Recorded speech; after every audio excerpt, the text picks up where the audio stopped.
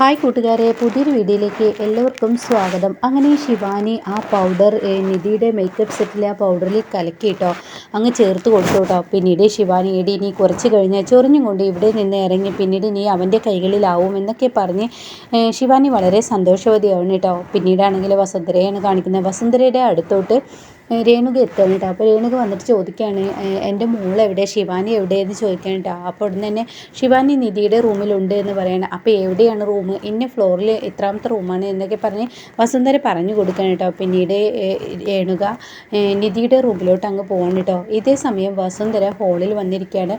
അപ്പോൾ ഓരോരുത്തരായി ഇങ്ങനെ വരുന്നുണ്ട്. അപ്പോൾ അവരൊക്കെ ഇങ്ങനെ പരിചയപ്പെടുത്തിക്കൊണ്ടിരിക്കുകയാണ്. അപ്പോൾ ഈ സമയമാണ് ഇങ്ങനെ വസുന്ധര ഈ ഹോളിലോട്ട് വരുമ്പോൾ ശിവാനി അങ്ങ് കടന്നു വരികയാണ് കേട്ടോ. അപ്പോൾ ശിവാനിയോട് ചോദിക്കുകയാണ്, എന്തായി, പോയ കാര്യം ചെയ്തോ എന്ന് പറയുമ്പോൾ, ആൻറ്റി ഞാൻ പോയ കാര്യമൊക്കെ ചെയ്തു, അടിപൊളിയാക്കി വെച്ചിട്ടുണ്ട്. എന്തായാലും അവൾ കുറച്ച് കഴിയുമ്പോൾ തന്നെ ചൊറിഞ്ഞ് ഓടിയും കൊണ്ട് അവിടെ നിന്നും അവൻ്റെ കൈകളിലെത്തും, ഇനി പേടിക്കാനില്ല എന്ന് പറയണ്ട. അപ്പോൾ വസുന്ധര പറയണേ, നിന്നെ അന്വേഷിച്ച് നിൻ്റെ അമ്മ വന്നിരുന്നു എന്ന് പറയണേ. എന്നിട്ട് അമ്മ എവിടെയെന്ന് ശിവാനി ചോദിക്കണ്ട. അപ്പോൾ ഉടൻ തന്നെ നിധിയുടെ റൂമിലോട്ട് പോയിട്ടുണ്ട് എന്ന് പറയട്ടോ. എന്തായാലും അവളിങ്ങ് വന്നോളും, നിന്നെ അവിടെ കണ്ടില്ലെങ്കിൽ അവളിങ്ങ് തിരിച്ചു വന്നോളും എന്ന് പറയണേ. ഇത് കേൾക്കുന്ന ശിവാനി ഓക്കെ എന്നും പറയണേ.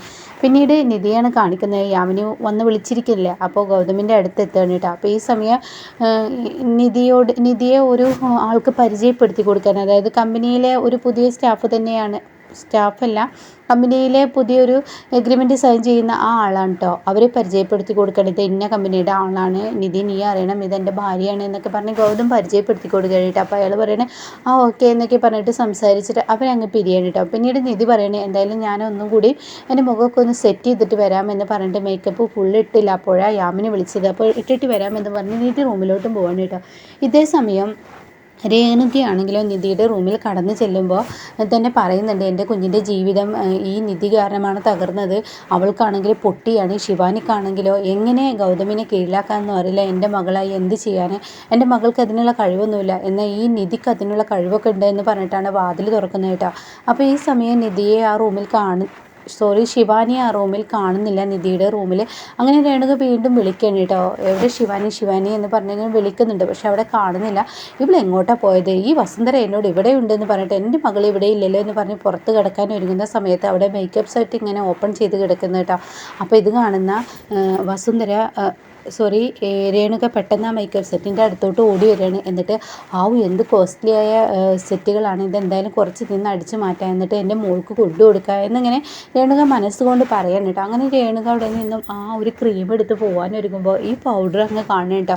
അപ്പോൾ ആ പൗഡർ ജസ്റ്റ് ഒന്ന് മണത്ത് നോക്കുമ്പോൾ ഭയങ്കര മണം തോന്നുകയാണ് കേട്ടോ. അപ്പോൾ ഇത് ഈ മണം കിട്ടിയ ഉടൻ തന്നെ രേണുക പറയാണ്, വെറുതെ അല്ല ഗൗതം നിൻ്റെ അടുത്ത് നിന്ന് മാറാത്തത്, അപ്പോൾ എന്തായാലും ഇതെൻ്റെ മകൾക്ക് കൊണ്ടു കൊടുക്കാമെന്ന് പറയാം. ആ പൗഡർ എടുക്കുമ്പോൾ പെട്ടെന്ന് അവിടെ കണ്ണാടി കാണുന്നുണ്ട്. അപ്പോൾ ആ കണ്ണാടി കാണുമ്പോൾ എന്തിനാ അപ്പോൾ അവൾക്ക് മാത്രം കൊണ്ടു കൊടുക്കുന്നത്, ഞാൻ എന്താ ചെറുപ്പമായതുകൊണ്ട് കുഴപ്പമുണ്ടോ, എനിക്കും കുറച്ച് ഗ്ലാമറൊക്കെ നല്ലതാണ്, അതുകൊണ്ട് ഞാൻ കുറച്ച് ഇതെൻ്റെ മുഖത്ത് നോക്കിയിടട്ടെ എന്ന് പറഞ്ഞിട്ട് കണ്ണാടിയിൽ നോക്കി മുഖത്ത് ഒന്നിച്ചങ്ങ് പൗഡർ ഇടണം കേട്ടോ. അതോടുകൂടി വസുന്ധരയല്ല രേണുക അങ്ങ് അലറിക്കരയാണ് കേട്ടോ.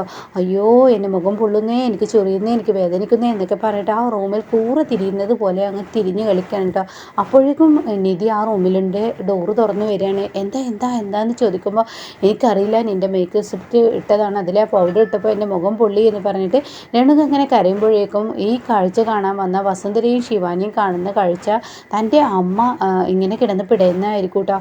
അപ്പോൾ ഉടൻ തന്നെ ഗൗതമും ശബ്ദം കേട്ട് അങ്ങോട്ടേക്ക് ഓടിയെത്തുകയാണ്. പാറുവും ഗോപിയൊക്കെ ഓടി വരികയാണ് കേട്ടോ. അപ്പോൾ ഈ സമയം എന്താ പ്രശ്നം എന്ന് രേണുകയോട് ചോദിക്കുമ്പോൾ, നിധിയുടെ അവിടെ ഇരിക്കുന്ന ആ പൗഡർ എടുത്ത് എൻ്റെ മുഖത്തോട്ട് ഇട്ടത് മുതൽ പൊള്ളിയതാണ്, ഇത് എവിടെ നിന്ന് മേടിച്ചതെന്നൊക്കെ പറഞ്ഞിട്ട് രേണുക കരയുമ്പോൾ അവിടെ നിധി പറയാണ്, ഇതെനിക്ക് ഗൗതം സാർ സമ്മാനിച്ചതാണല്ലോ, ഞാൻ കുറച്ച് നേരത്തെ വന്ന് ഇട്ടതല്ലോ ഉള്ളൂ എന്ന് ഗൗതമിൻ്റെ മുന്നിൽ വെച്ച് പറയുമ്പോൾ ഗൗതം പറയണേ, ഇത് വളരെ കോസ്റ്റ്ലിയാണ്, ഞാൻ ബോംബെയിൽ നിന്ന് വരുത്തിയതാണ്, അതിനങ്ങനെയൊന്നും സംഭവിക്കില്ലല്ലോ എന്ന് പറയുമ്പോൾ രേണുക അതൊന്നും കേൾക്കുന്നില്ല, എനിക്ക് വേദനിക്കണു, എനിക്ക് നീറുന്നു, സഹിക്കുന്നില്ല എന്ന് പറഞ്ഞിങ്ങനെ കരയാണ് കേട്ടോ. അപ്പോൾ ഈ സമയം ശിവാനി ഇങ്ങനെ വസുന്ധര നോക്കുക, എന്ത് പൊട്ടിയാണ് നിൻ്റെ അമ്മ, എവിടെയും നമ്മൾ മേഞ്ഞുണ്ടാക്കുന്ന തന്ത്രങ്ങൾ പൊളിക്കാൻ വേണ്ടി നടക്കുന്ന ജാതി എന്നൊക്കെയുള്ള ആ ഭാവത്തിൽ ശിവാനി ഇങ്ങനെ നോക്കാൻ കേട്ടോ. അപ്പോൾ ശിവാനി പ്ലീസ് ഒന്നിങ്ങനെ കണ്ടുകൊണ്ട് കാണിക്കാം.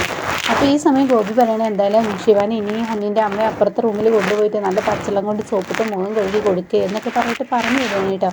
അപ്പോൾ ഈ സമയം ഗൗതമിൻ്റെ ഉള്ളിൽ യാതൊരുവിധ സമാധാനവും കിട്ടില്ല. ഗൗതമി അതെന്തോ ഒരു പന്തികേടായി തോന്നണേ. പിന്നീട് മുഖം നന്നായി കഴുകുമ്പോഴേക്കും വസുന്ധരയെ അവിടെ എത്തിയിരിക്കുന്നു. അങ്ങനെ രേണുക പറയണേ, എന്ത് ചെയ്തിട്ട് എനിക്ക് ഭേദമില്ല, അപ്പോൾ കുറച്ച് വെളിച്ചെണ്ണ ഇട്ട് കൊടുക്കുക എന്ന് പറഞ്ഞ് മുഖത്ത് വെളിച്ചെണ്ണ ഇടുകയാണ് കേട്ടോ.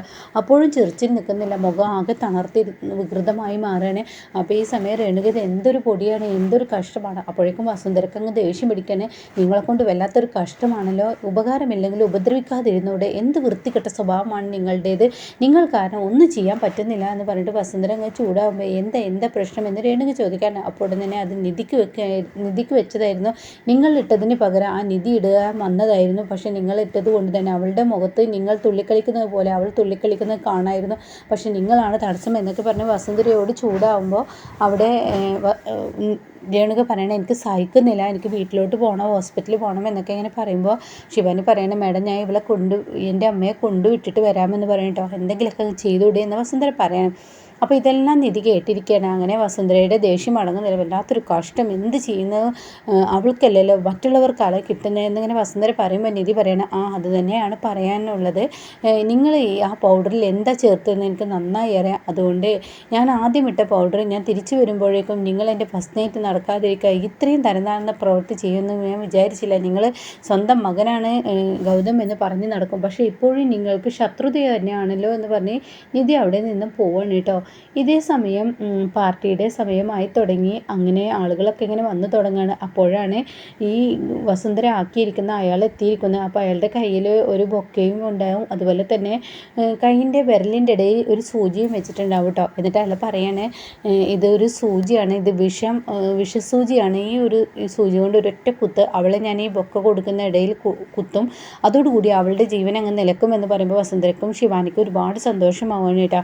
അങ്ങനെ ഇവർ ഈ സ്റ്റേജിലോട്ട് കയറി വരുമ്പോൾ പെട്ടെന്ന് ഗൗതമിൻ്റെ മുന്നിൽ ഈ ആളുണ്ടല്ലോ, ഈ ആളങ്ങ് പ്രത്യക്ഷപ്പെടുകയാണ്. ഈ ആളങ്ങ് പ്രത്യക്ഷപ്പെട്ടിട്ട് പറയണേ, ഞാൻ പുതിയ കമ്പനിയുടെ ഒരാളാണ്, ഇന്ന കമ്പനിയിലുള്ള ആളാണ്, ഇതാ എന്ന് പറഞ്ഞിട്ട് ഈ ബുക്ക് അങ്ങ് കൊടുക്കണം കേട്ടോ.